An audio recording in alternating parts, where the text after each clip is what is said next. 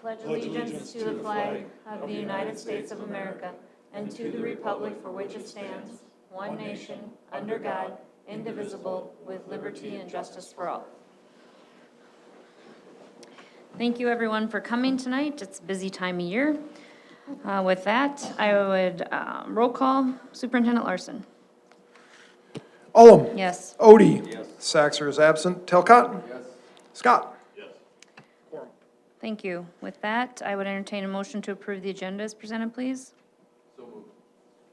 Second. There's been a first and a second. All those in favor? Aye. Opposed? Motion passes. Thank you. No conflict of interest disclosure or waiver requests tonight, and I don't believe there's any community input. So that takes us to our first item under general business, under oral reports, the good news report from the Brandon Valley High School internship program.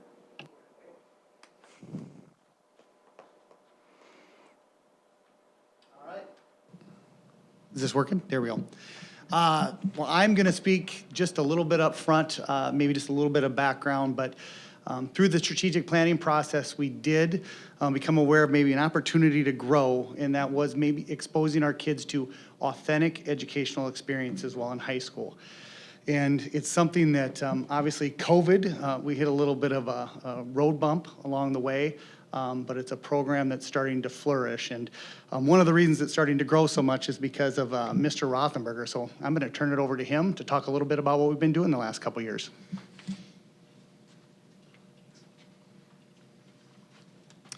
Thank you, Mr. Schleckaway. So when I started our internship program this year, we were coming off of some low numbers, and we had 70 for the whole year, and we're up to about 100 for next year. Reaching out to the businesses in our community with our labor shortage going on, there's a lot of interest in getting our students out into the workforce. And I have one student who's going to talk about his experience with Blakowski Trucking. I had another one lined up, but he's a no-show. So I'll just kind of talk about him when Matt's done. So Matt, if you want to come up. All right. Hello, I'm Matthew Warren. I was the first junior internship for Blakowski, or for Brandon. I internshiped at Blakowski Truck Line, and so my experience was pretty what you expected. They started me out. They trained me. I wasn't really certified because I'm not 18 yet, so I couldn't really be out on my own doing my own thing. So I was always working under somebody or working with somebody, and it was paid. So. They paid me, obviously not what a real decent mechanic would get paid, but they paid me probably about half of it because I was an internship, or I was an intern. It wasn't really an employee.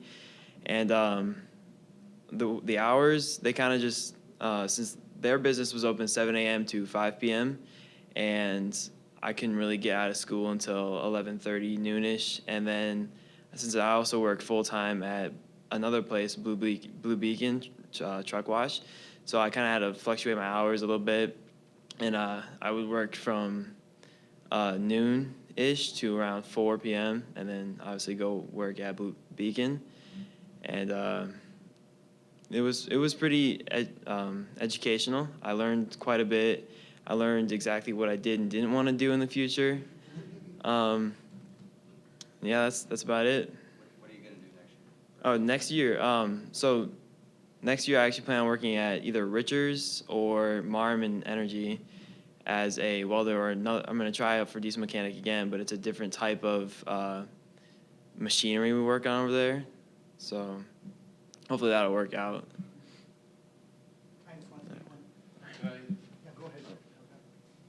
So what, will you be able to, over the course of the 2 years, get the training you need, or will you pursue training beyond high school as well, or will they train you on site in a company? Is that your preference, or is your preference to go to like a diesel mechanic school, or what would it be? My preference would probably be both. So I would, well, I know Richards, if you're there for a long enough time, they'll pay for your schooling and they'll train you on site, so you can get more certifications and stuff like that. So I'd probably go with both of them, on-site training and like a 2-year VOTEC school. Okay. So you can get, so you can expand your, your skill set. Sure. I'm assuming, yeah, because he'll be a Build Dakota candidate, outstanding Build Dakota candidate, yeah? One of yeah. those are going to sponsor you, I would assume. Hopefully, yeah. Yeah, I'm sure they will. I'll just pipe in a little bit. We have a number of candidates this year that Dr. Talcott alluded to that were Build Dakota Scholarship candidates, and a lot of those were in our internship program.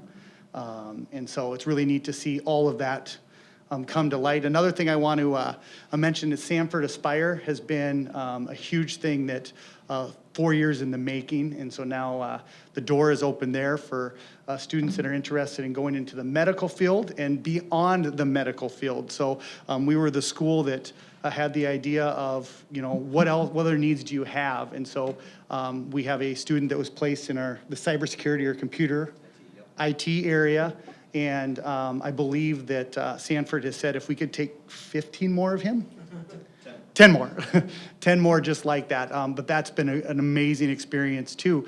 And those are just paid internships. We have other internships that aren't paid that are just as valuable. But certainly if our numbers are approaching 100 and can be over 100 next year, you know, I just think that's going to continue to expand School Without Walls, building relationships with our communities, all things that we're super excited about moving forward. And I do want to touch base of, yes, Mr. Rothenberger is going to the middle school as an associate principal over there. I see that as a benefit, helping bridge the gap from middle school to high school. And we're really excited for Brady Olson to come up to the high school and continue the great work that Adam has started. I got one question. What variety of internships do you have? I can speak to that. So we had, I mean, everything ranging from diesel mechanic to IT to health careers, education. We had one in the fall with a tattoo artist. We had a couple in business and marketing. For example, the Paisley Pod, my wife's store, she took on a social media marketer intern and in the fall, and then after that, she hired her on for the rest of the year. So we had a couple in like cosmetology. I mean, honestly, there's no boundaries. It's what everyone is willing to open their doors to, and we've got a couple industrial parks here in town and growing businesses, and yeah, we're excited. Yep. Just to add on to that, the last thing is the experience of interviewing. They're not only interviewing, going through an interview process with us on campus, but they're interviewing with Sanford, they're interviewing with Marmon. And another cool thing about Matt here, he's gonna help in our ag mechanics class with welding next year. And he's gonna be like a teacher assistant with some of those students and help them with the weld. So that's pretty cool too, to go out and get real world experience and then bring that back into the classroom your senior year. It shows the kind of character he is. What age is this, juniors, seniors? Yeah, it's primarily seniors. Matt is an exception. Blakowski had a need, and he had the skill set. Unfortunately, like this year, most of our juniors did not get to experience the Sioux Falls CTE school and take some of those classes, and this was an opportunity to get him real-world experience. So generally seniors, 17, 18, yep. Do you turn down any kids in this internship, or are they all accepted, or you try to find something for everybody? Yeah, good question. We definitely try to find something for those students that enroll. We've had cases, like psychology is a really tough one to get into. And so, or counseling. And so we've had students that had something lined up, and then right at the beginning of the year or semester, you know, those people said we can't do it. So we find maybe something similar. For example, someone who did want to go into counseling that couldn't, went over to the elementary school because she still wanted to do something with kids. So certain situations, yeah, we may have to say we can't find something, but generally we can find someone who's willing to work with them. So these kids are getting a full credit per semester, so they're getting the equivalent of 2 classes in a semester, so they get a credit for this. The other thing I want to, just the bigger scope of things, all of the sophomores went to Southeast for a tour during testing week. I think one of the hurdles that we face is parents sometimes think that everybody needs to go to college. And I've become more aware since I've left, because of the Career Connections piece, that not only is tech school a better option than college for some, going directly to work for some of them is a better option, because the employer will sometimes provide the training or even pay for the tech school along with the training and so forth. And so they're getting that hands-on experience. So I think sometimes parents need to step back and listen to what their kids really are interested in doing. And so many of these kids can come out of tech school with no debt whatsoever, making a really nice income, doing something that they like. And so the internships are a great opportunity for that, taking our sophomores over there and just opening up some of their eyes to what that really is. And so I would encourage parents who are interested whose kids have expressed that, to go visit a tech school, whichever one of the ones in the area, Watertown or Mitchell or Sioux Falls, or the CTE school for some of the kids who are thinking about seniors, just that senior year, because those opportunities are just immense. And the businesses in our area are just crying out for kids and paying them really well. So, and kudos, largest number of Bill Dakota scholarships we've ever had. Good for you guys. I've got one more question, and then I'm done. As far as the Career Academy, does that sort of stimulate these kids so when they're a senior, they sort of they know what their niche is, and then they're going to do the internship, or? Yeah, it's a combination of both, because we have some entry-level classes on campus, and we have some great relationships with, I would say, like Marmon and Spartan and a lot of places in town, and it's more than just welding. So people think of a business, you have the accounting department, you got the marketing department, you got the welding, and so they're just looking for a wide range of students. So it's a combination. Our partnership with CT in Sioux Falls certainly opens a lot of doors too, to companies maybe that aren't like within a few miles of the high school here, and so it might connect them with some people in Sioux Falls. Another side note is a lot of our internships may not lead to a Build Dakota, but it leads to that company paying for all the training. And so there's a lot of success in that too, so. Mark, do you want to take a moment to talk about the CNA thing? Yeah. Being that you have the microphone so people understand Yeah, what's so, going on, because that's another amazing Yeah, so opportunity. CNA, Certified Nursing Assistants, is a program through Sanford Aspire that we've really looked to grow. And I mean, started in infancy with just a couple students doing it. We have 9 students doing it next semester. And then we will target those students to enter into a health-related internship that'll be paid through Sanford. So lots of benefits to joining an organization like Sanford while you're still in high school. And it's a place you can work at through college.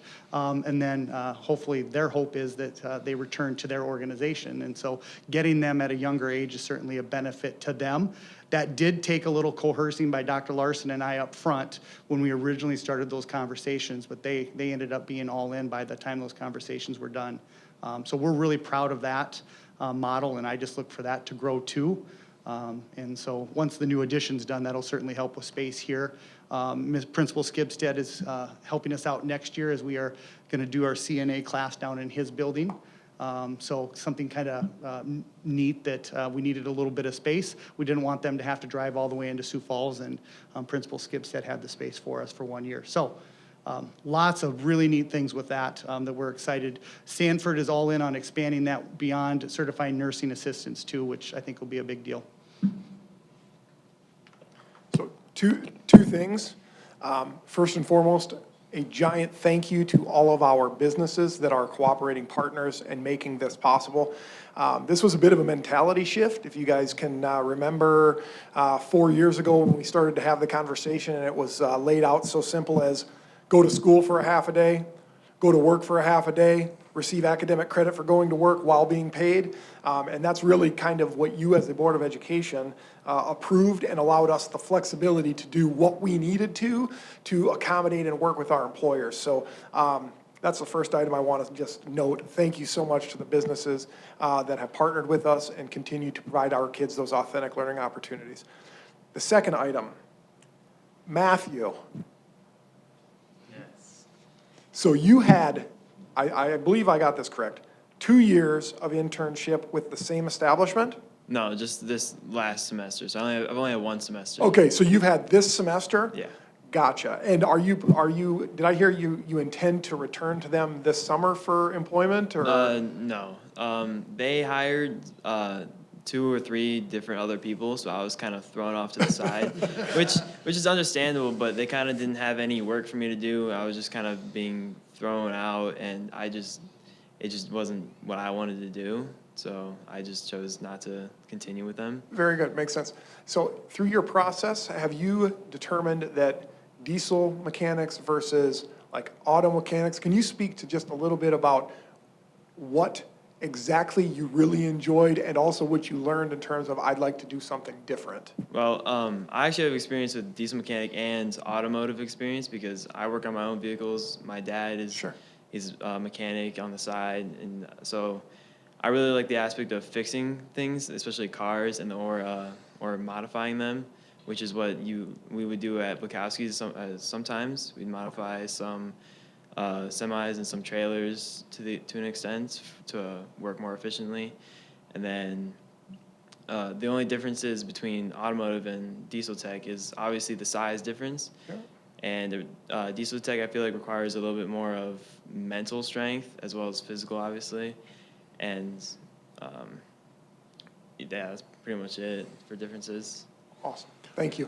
And hats off to you for not only the technical skills you've learned, but the life lessons. It's relevant to note that he was probably 10 or 15 minutes early to the meeting, so that's a life skill that I can appreciate. So Earlier than most well of done. us. You know, the internship model is one that goes all the way throughout. Both of my sons are interning this summer. They're both post-high school, but they're both interning. And I have told both of them the same thing. If you intern and you find out you don't like it, that's also a good thing, right? I mean, it's a valuable experience rather than going to 2 years of schooling and then coming out and then realizing that's not really what you want to do. The intern gives you that opportunity to dabble in it. And if you do really like it, then I think it probably enhances your opportunity when you go to study because you know this is what you want. So good for you, and I'm sure an experience at Marmon with welding, they're a great place too, so you're getting a wide range of opportunities. Good for you. Yep, thank you.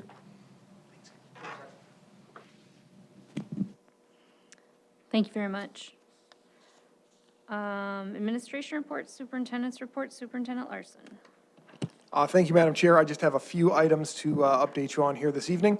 Last day of school is on Wednesday. We have a 2-hour early dismissal. That's the last day for students. We have workshop for staff the following day.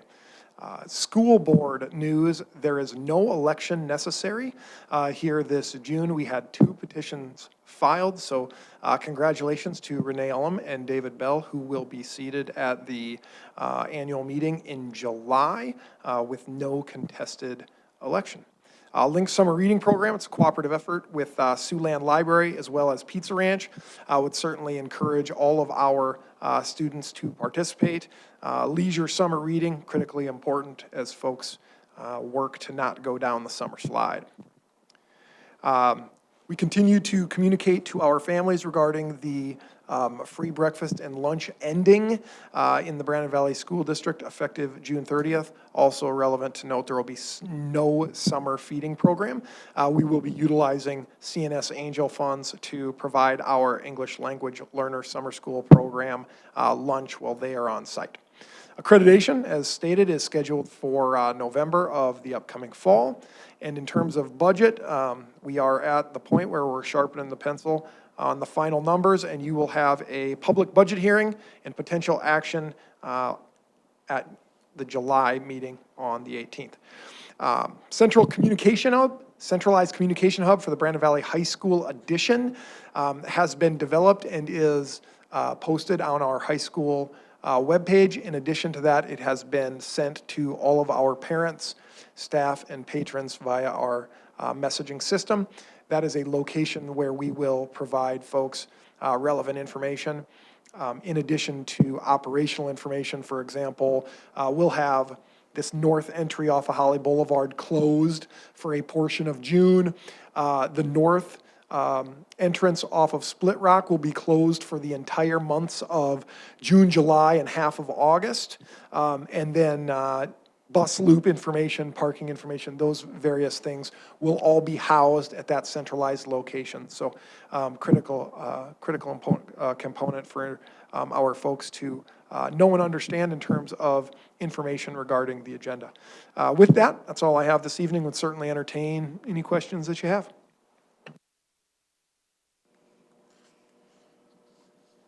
Quiet group tonight. Do we need to go through the transportation report, or that's just for us to view? Okay, thank you.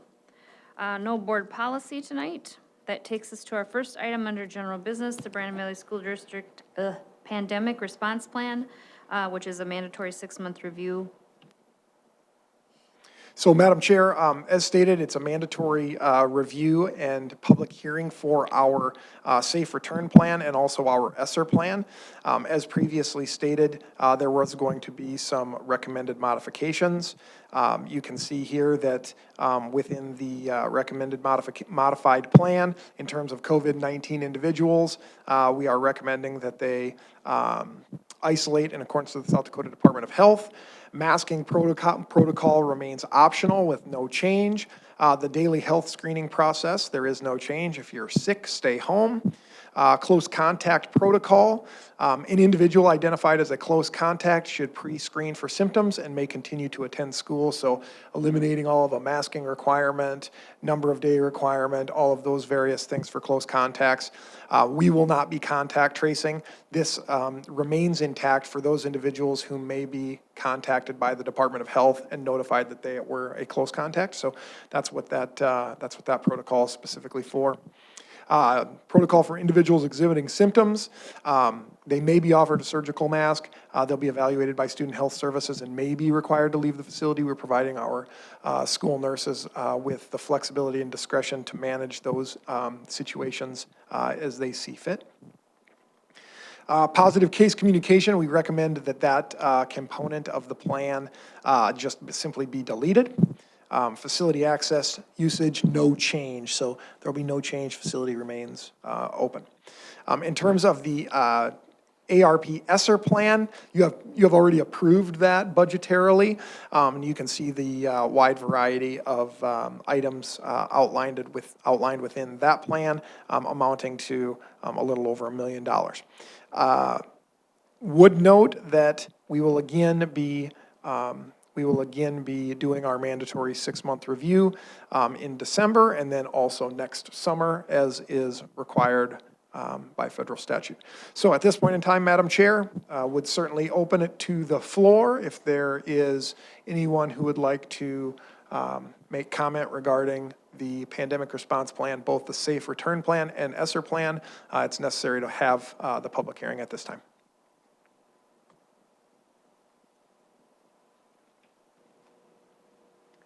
All right. I'm not hearing anyone approach the mic to have a discussion on the public hearing. So that takes us to item number 2. Approve the revised Brandon Valley School District Pandemic Response Plan or the Safe Return Plan as was just presented. So moved. Second. There's been a first and second. All those in favor? Aye. Opposed? Motion passes. Thank you. Item number 3, to approve the 2023 bus pass fee schedule as will be discussed. Thank you, Madam Chair. So just wanted to put this above the line because it is a change in terms of procedure, not amount of money, but change in terms of procedure.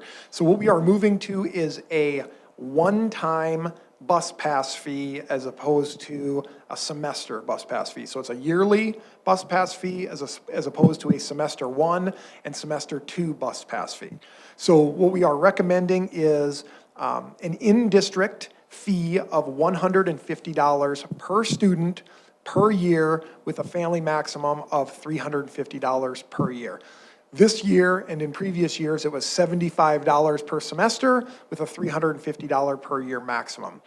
The reality of the situation is there were, I suppose, maybe 100 some odd folks that would just buy only a semester 2 bus pass, but the management of capacity in terms of routing and changes to routing was very substantial, in addition to our transportation department having to manage the collection of a lot of funds in the months of January and February. So what we are recommending is a one-time yearly fee in the same amounts or in like amounts to this last year. So no change to the fee itself, it's just that it's a one-time fee as opposed to a per semester fee. The out-of-district open enrolled student fee is $300 per student, and there is no family maximum. Everyone outside of 5 miles from their assigned building is provided bus transportation at no cost. If you're inside 5 miles and you want to utilize the service, there is a fee. So again, recommend approval of the 22-23 bus pass fee schedule for in-district students for the fee of $150 per student per year with a family maximum of $350, and for out-of-district open enrolled students for the fee of $300 per student per year. Would certainly field any questions you have. If no one has any questions, I would entertain a motion to approve what was just presented. So moved. Second. There's been a first and a second. All those in favor? Aye. Opposed? Motion passes. Thank you. I would entertain a motion to approve items 4 through 6 under consent approval. So moved. Second. There's been a first and a second. All those in favor? Aye. Opposed? Motion passes. Thank you. Personnel, I would entertain a motion to approve items 1 through 23 as presented, please. So moved. Second. There's been a first and a second. All those in favor? Aye. Opposed? Motion passes. Thank you. Items 24 and 25 are there for your information only. It takes us to communication, central office. There are 4 thank you notes to the Board of Education for some various items. Board reports. Does anyone have a formal board report that they would like to share tonight? I do just want to share that Alternative Ed Teach Well, we recently lost Annie Lanning was a teacher at Sioux Falls Lincoln, and she'd been there for a year, but she just left Teach Well a year ago. She was killed in that in the storm the other night, so she leaves behind a husband and a 10-year-old son. So please keep them in your thoughts and prayers. That would be appreciated. If there are no other reports, takes us to the end of our agenda. I would entertain a motion to adjourn, please. Second. It's been a first and a second. All those in favor? Opposed? Motion passes. Thank you, and thank you very much for coming.